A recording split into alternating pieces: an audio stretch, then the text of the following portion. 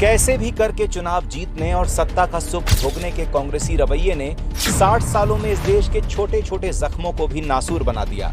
कांग्रेस से देश को मिले ऐसे ही जख्मों में से एक जख्म था नक्सलवाद का, जिसकी जड़ों में कांग्रेस की नाकामियां शामिल थी। नक्सलवाद पनपता रहा क्योंकि कांग्रेस सरकार में सुरक्षा व्यवस्था हाशिए पर थी। नक्सली क्षेत्रों के विकास के नाम पर सौतेला व्यवहार हो रहा था और बच्चों की अच्छी शिक्षा का कोई इंतजाम नहीं था। इन समस्याओं से कांग्रेस दशकों तक पल्ला झाड़ती रही और नक्सलवाद की चिंगारी ने हजारों परिवारों को विनाश की आग में झोंक डाला। 2014 में सरकार बदली, मोदी जी देश के प्रधानमंत्री बने और नक्सलवाद की जड़ों पर प्रहार के साथ इसके खात्मे की शुरुआत हो गई। एक समय था जब तिरुपति से लेकर पशुपतिनाथ तक के रास्ते को नक्सलवाद का रेड कॉरिडोर माना जाता था, जहां नक्सलवाद अपने चरम पर था, जिससे निपटने के लिए मोदी सरकार में सीएपीएफ के 194 कैंप लगाए गए। 30 सालों में पहली बार नक्सली घटनाओं में मरने वालों की संख्या 100 से कम हुई और नक्सलवाद सिर्फ 4 जिलों तक सिमट कर रह गया। 2014 से पहले नक्सली क्षेत्रों में सिर्फ 66 पुलिस स्टेशन बने थे, जबकि मोदी सरकार ने 10 सालों में 544 पुलिस स्टेशन बनाए। नक्सलवाद से प्रभावित जिले 96 से घटकर सिर्फ 16 रह गए, जिससे पुलिस स्टेशन में दर्ज घटनाएं 465 से कम होकर 171 हुई।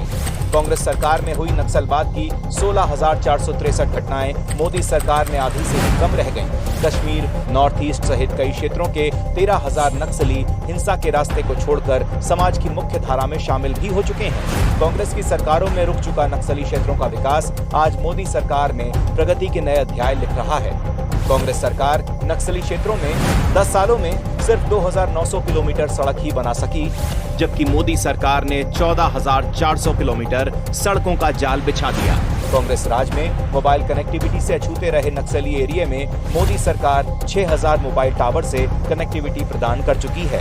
2014 से पहले नक्सली इलाके में सिर्फ 38 एकलव्य स्कूल थे, लेकिन मोदी सरकार में 216 एकलव्य स्कूल स्वीकृत हो चुके हैं और शिक्षा के हथियार से नक्सलवाद की सोच का अंत हो रहा है।